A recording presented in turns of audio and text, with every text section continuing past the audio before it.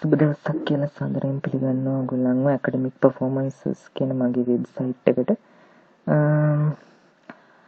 අද මම ඔයගොල්ලන්ට ගෙනෙන්න යන්නේ රජයේ විභාගවලදී අවශ්‍ය වෙන සාමාන්‍ය දැනීම් පිළිබඳ වීඩියෝ ටියුටෝරියල් සීරීස් එකේ වීඩියෝ එකක්. ඉතිහාසය පිළිබඳව තමයි මේකෙදී මම එක රටවල ඉතිහාසය ගැන තමයි මෙහිදී ඔයගොල්ලන්ට කියලා දෙන්න බලාපොරොත්තු වෙන්නේ. පළවෙනි වීඩියෝ එක තමයි අද තියෙන්නේ. ඉන්දියාව ගැන තමයි අද මම කතා කරන්න බලාපොරොත්තු වෙන්නේ. මේක කොටස් දෙකකින් කරන්න මම බලාපොරොත්තු වෙනවා. අද කතා කරන්නේ ඉන්දියාවේ ඉතිහාසයේ පළවෙනි කොටස. ඔයගොල්ලෝ දැන් මගේ ඇකඩමික් පර්ෆෝමන්සස් YouTube channel එක පිළිබඳව දන්නේ නැත්නම් මම විවිධ වර්ගයේ වීඩියෝ ටියුටෝරියල්ස් වලට ගෙනෙනවා. IT, web design, programming, software development වගේම සාමාන්‍ය දැනුම general knowledge IQ වගේ සබ්ජෙක්ට් පිළිබඳව. ඔයගොල්ලෝ මගේ YouTube channel එක subscribe කරලා නැත්නම් subscribe කරන්න, subscribe කරලා පල්ලෙහාට තියෙන bell icon එකත් click කරන්න. හරි. එහෙනම් අපි යමු presentation එකට. අද මම කරන්න බලාපොරොත්තු වෙන්නේ ඉන්දියා ඉතිහාසය පිළිබඳව. පළවෙනි කොටස තමයි අද මම බලාපොරොත්තු වෙන්නේ ඉතිහාසයේ පළවෙනි කියන්නේ පැරණි යුගයේ ඉඳන් බ්‍රිතාන්‍ය පාලන සමය වෙනකන් තියෙන කොටස තමයි අද මම මේ පළවෙනි කොටසින් කරන්න බලාපොරොත්තු වෙන්නේ. ඉන්දියානු ශිෂ්ටාචාරය ගැන කතා කරන විට ඒත් විශාල සබ්ජෙක්ට් එකක් විදිහට සලකන්න පුළුවන්. ඒත් මම මේ වීඩියෝ ටියුටෝරියල් සීරීස් එකෙන් බලාපොරොත්තු වෙන්නේ ඔයගලන්ට විභාගයකට අවශ්‍ය වෙන අත්‍යවශ්‍ය කරුණු ටික ඔයගලන්ට ලබා දෙන්න. අපිට මේ මේවා ගැඹුරට ඉගෙනගෙන තේරුම් නැහැ. මොකද අපි ඉතිහාසය පිළිබඳව නෙවෙයි අපි අවධානය යොමු කරන්නේ. මොකද අපි ගොඩක් බලාපොරොත්තු වෙන්නේ මෙම විභාගය කොහොමද අපි හරියට උත්තර ලියලා ලකුණු වැඩියෙන් ලබා ගන්න කියලා. ඉතින් අපි මම මේකට කියලා තියෙන්නේ තාම key facts කියන්නේ ප්‍රධානම කරුණු පමණයි ඔයගොල්ලන්ට විභාගයට අවශ්‍ය වෙන කරුණු පමණක් මම මේ ප්‍රසන්ටේෂන් එකට දාලා තියෙනවා. ටික වෙලා ගත්තාම ඔයගොල්ලන්ට ලේසියම විභාගයට ලියන්න පුළුවන්. ඉන්දියාව තුළ මිනිස්සු ප්‍රථම සාක්ෂි හමු වෙන්නේ අවුරුදු 73000කටත් වඩා අතීතයක ඉඳන්. ඒ වුණාට මිනිස් ඉතිහාසයේ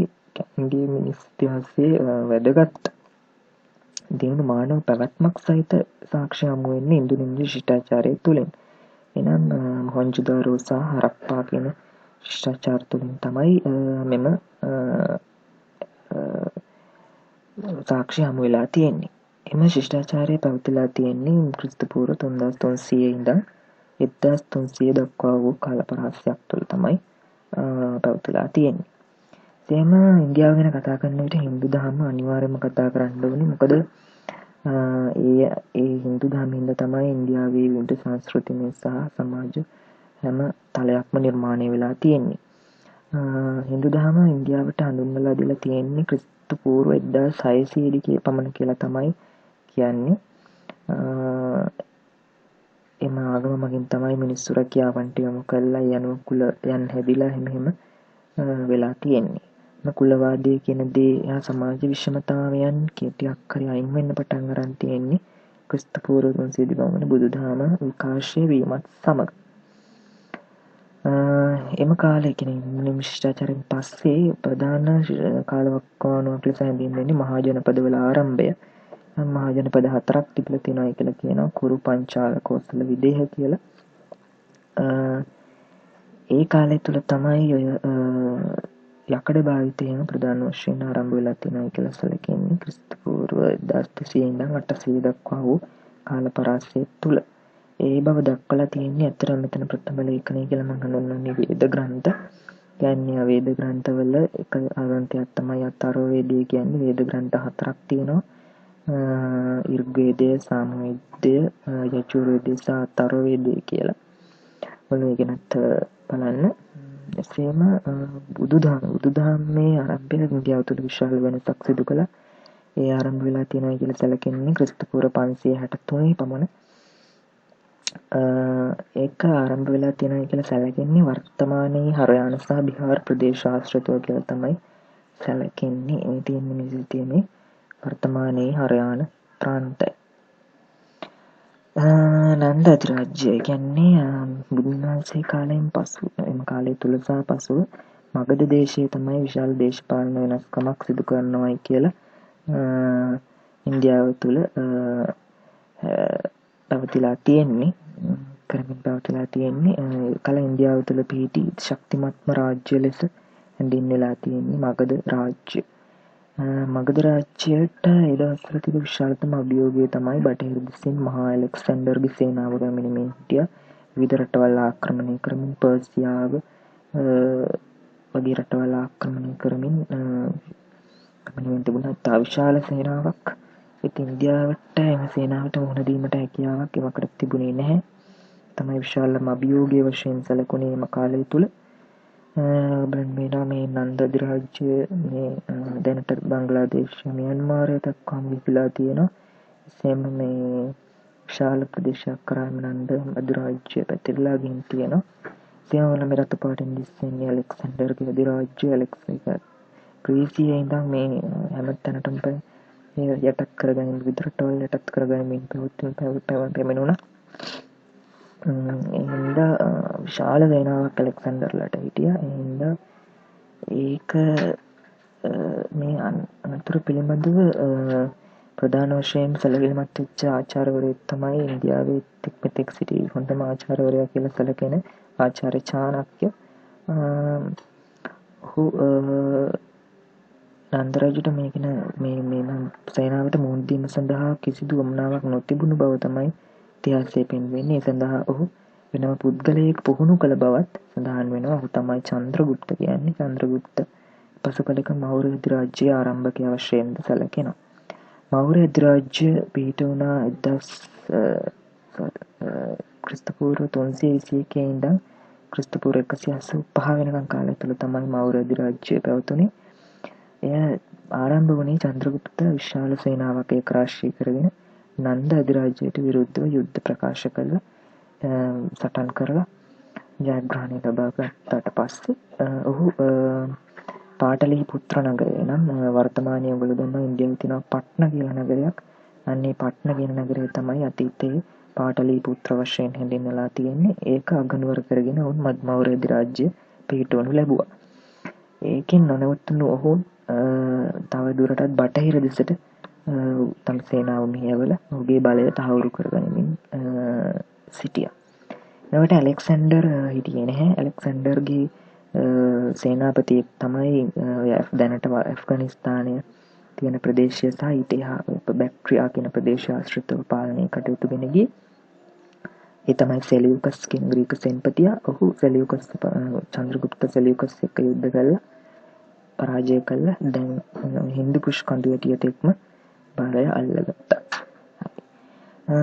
ඊට පස්සේ බින්දුසාර සහ අශෝක විසින් මේ මෞර්ය අධිරාජ්‍ය තවත් විශාල කරනු ලැබුවා. අශෝක කාලිංග දේශය ඉස්සර මගධ රාජ්‍ය සහ කාලිංගය අතර විශාල විරසකයක් තිබ්බා. අල්ලා ගැනීමට හැකියාවක් ලැබුණේ නැහැ චන්ද්‍රගුප්තට හෝ බින්දුසාරට. ඒත් අශෝක කාලිංග යුද්ධය සිද්ධ කළා. කාලිංග දේශයත් මෞර්ය අධිරාජ්‍යයට ඇඳගත්තා. එසේම මේ කාලිංග යුද්ධයේදී ඇතිවෙච්ච විශාල විනාශය දැක්කට පස්සේ ඔහුට කලකිරීමක් ඇති වෙලා ඔහු තවදුරටත් යුද්ධ කිරීමේ ආශාව අත්හැරලා ඔහු බුදුදහම වැළඳගත්තා. නමුත් රට ධාර්මිකව පාලනය කරමින් විදේශයන්ට පවා බුදුදහම ව්‍යාප්ත කිරීමට විශාල වෙහෙසක් දරුවා. මේ තමයි මෞර්ය අධිරාජ්‍ය පෙන්නේ හින්දු කුෂ් කඳුවැටියේ සිට මේ වර්තමාන බංග්ලාදේශය දක්වාම පල්ලෙයින් චෝල අධිරාජ්‍ය සීමාව දක්වාම මෞර්ය අධිරාජ්‍ය පිහිටවනු ලැබුවා. අශෝක විසින් විවිධ ලෝකයේ විවිධ ප්‍රදේශවලට බුදුදහම ව්‍යාප්ත කළා. ශ්‍රී ලංකාවට, මියන්මාරට, තායිලන්තයට, තව චීනයේ ප්‍රදේශවලට සහ ග්‍රීසිය, රෝමය වැනි ප්‍රදේශවලට පවා. මෞර්ය අධිරාජ්‍යයේ බිඳවැටීම සටහන් වෙනවා අශෝකගෙන් පස්සේ. මොකද අශෝක තමයි හිටපු ශක්තිමත්ම රජු. ඊට පස්සේ ටිකෙන් ටික රජවරු දුර්වල වුණා. හිටිය මෞර්ය අධිරාජ්‍ය රජවරු. බ්‍රිහදරථ කියන මෞර්යපාලකයාගේ කාලේ ඔහුගේ සේනාවේ පුෂ්පමිත්‍ර ශුංග කියන සෙන්පතියා විසින් බ්‍රිහදරථ කියන මෞර්යපාලකයාව ඝාතනය කරපු හින්දා එතනින් මෞර්ය අධිරාජ්‍ය අවසන් වුණා කියලා සටහන් වෙනවා. එසේම පුෂ්පමිත්‍ර ශුංග විසින් ශුංග අධිරාජ්‍ය පිහිටවනු ලැබූ බවත් සඳහන් වෙනවා. ශුංග අධිරාජ්‍යයේ කාලේ තරම් විශාල දෙයක් සිදු වුණයි කියලා සටහන් වෙන්නේ නැහැ. මොකද ඒ කාලේ විශාල කැරළි ප්‍රමාණයක් වෙලා වෙනම ස්වාධීන පාලන ඒකක නිර්මාණය වුණ බව තමයි සඳහන් වෙන්නේ. කුෂාණ අධිරාජ්‍ය වැදගත් වෙනවා. මොකද කුෂාණ අධිරාජ්‍ය කාලේ තමයි බුදුදහම විශාල වශයෙන් නැවත පිපිදීමක් ලක් වුණායි කියලා සටහන් වෙනවා. මොකද ඔයගේ පරම්පරාවේ හිටපු කනිෂ්ක කියන රජුරුව බුදුදහම වෙනුවෙන් සුවිශාල සේවයක් සිදු කළ බව සඳහන් වෙනවා. ඒ කුෂාණ අධිරාජ්‍ය ඇති වෙලා තියෙන්නේ ඇත්තටම ඔය දැන් වර්තමානයේ ඇෆ්ගනිස්තානයේ තියෙන ප්‍රදේශයෙන් තමයි ඒක පටන්ගෙන තියෙන්නේ. පටන්ගෙන මතුරා දක්වා පවා උඩ හරියෙන් චීනයේ ඇතැම් ප්‍රදේශ පවා කුෂාණ අධිරාජ්‍යයෙන් පාලනය කළ බව සඳහන් වෙනවා. ඊට පස්සේ තියෙච්ච ප්‍රධානම අධිරාජ්‍යය තමයි ගුප්ත අධිරාජ්‍ය. ගුප්ත අධිරාජ්‍ය වර්ෂ 319 සිට 543 දක්වා කාල පරාසය තුළ පැවතුන බව තමයි සඳහන් වෙන්නේ. ඒ කාලය තමයි කලාවට ඉතා විශිෂ්ට කාල සීමාවක් ලෙස සලකනු ලබලා තියෙනවා. එනම් චිත්‍ර කලාව, ලේඛන කලාව සහ සාහිත්‍ය විශාල දියුණුවක් ළඟා කරගත් බවත් රජුගේ අනුග්‍රහයෙන් එය සංවර්ධනය කරන බවත් සඳහන් වෙනවා. හින්දු ආගමේ ස්වර්ණමය යුගය ලෙස සඳහන් වෙන්නේ ඉන්දියාව තුළ ගුප්ත රජ සමය කියලා තමයි කියන්නේ. ඊට පස්සේ මෝගල් අධිරාජ්‍යය ගත්තොත් ක්‍රිස්තු පූර්ව 1526 ඉඳන් 1857 දක්වා තමයි පැවතුනේ. මෝගල් අධිරාජ්‍යය අත් වශයෙන්ම බිහි වුණේ ඉන්දියාවෙන් රජවරුන්ගෙන් නෙමෙයි. ඒ කියන්නේ මේක ඔය අරාබි ප්‍රදේශයේ සිට සහ මධ්‍යම ආසියාවේ සහ එසේම පර්සියාවේ සිටිය මුස්ලිම් ජාතික අධිරාජ්‍යයන්ගේ බලපෑමෙන් සහ ඒ වගේ සේනාවන් ඉන්දියාව ආක්‍රමණය කිරීමත් සමග ඇතිවෙච්ච දේවල් හින්දා තමයි මෝගල් අධිරාජ්‍ය මෙහි ඉන්දියාවේ පිහිට වෙන්න හේතු වුණේ. මෝගල් අධිරාජ්‍යයේ හිටපු ප්‍රධානම රජ කෙනෙක් තමයි අක්බර් රජු. අක්බර් ද ග්‍රේට් කියලා හඳුන්වනවා. ඔහු ඉන්දියාවේ හිටිය හින්දු මුස්ලිම් දෙපාර්ශ්වයටම සමව සැලකූ බවත් සඳහන් වෙනවා. මොකද ඔහුගේ බිසව හින්දු රජුණක් වීම නිසා. එසේම මෝගල් රජ සමයේ වෙච්ච ශ්‍රේෂ්ඨතම ස්ථානය ලෙස සැලකෙන්නේ ෂාජහාන් රජු විසින් ඉදිකළ ටජ් මහල්. මෝගල් අධිරාජ්‍යය මෙසේ ඉන්දියාව පුරා ව්‍යාප්ත වෙමින් පැවති කාලයේ ඔහුට විරුද්ධව නැගී සිටීමට හින්දු විවිධ රජවරු උත්සාහ කළා. ඒත් හැකි වුණේ නැහැ. මොකද මෝගල් අධිරාජ්‍යය තා බල සම්පන්න තත්ත්වයක පැවතුනේ. ඒත් 1737 දී ඡත්‍රපති ශිවාජි නම් රජ කෙනෙක් යටතේ මරාතා රාජධානිය නැගී සිටියා. එසේම 1761 වන විට මෙම සටන් තවදුරටත් ව්‍යාප්ත වෙලා මෝගල් අධිරාජ්‍යය සමග දිල්ලියේදී ඇතිවෙච්ච සටනෙන් පස්සේ මරාතා රාජධානිය අධිරාජ්‍යයක් බවට පත් කරනු ලැබුවා. ඊට පස්සේ මෝගල් අධිරාජ්‍යය ඉතා කුඩා ප්‍රමාණයකට විතරක් සීමා වුණා. මෙය සිද්ධියෙන් දැක්වෙන්නේ මෝගල් මරාතා අධිරාජ්‍ය තාවශාල ප්‍රමාණයක් කරා පැත්තට ගොස් තිබෙනවා. හරි, ඔය ටික තමයි මගේ පළවෙනි කොටසේ වීඩියෝ එකෙන් මම කරන්න බලාපොරොත්තු වෙන්නේ. ඊට පස්සේ බ්‍රිතාන්‍ය රජ සමය සහ බ්‍රිතාන්‍ය පාලන සමය සහ ඊට පසු කාලීන සිද්ධීන් පිළිබඳ මම මේ ඉන්දියා ඉතිහාසය දෙවෙනි කොටසෙන් ඔයගොල්ලන්ට ගෙනෙන්න බලාපොරොත්තු වෙනවා. එහෙනම් ඔයගොල්ලෝ මගේ ඇකඩමික් පර්ෆෝමන්ස් කියන channel එක YouTube channel එක subscribe කරලා නැත්නම් subscribe කරන්න. ඔයගොල්ලන්ට වැදගත් වෙන වීඩියෝස් කොහොමද ලේසියෙන්ම විභාගයේ සාමාන්‍ය දෙන ප්‍රශ්න පත්‍රයට පිළිතුරු ලියන්නේ කියලා ඔයගොල්ලන්ට ඉගෙන ගැනීම හැකියාව තියෙනවා. ලේසි ක්‍රම සහ ට්‍රික්ස් ඔක්කොම මම කියලා දෙනවා. හරි, එහෙනම් වීඩියෝ එක නරඹුවට ස්තුතියි. හරි.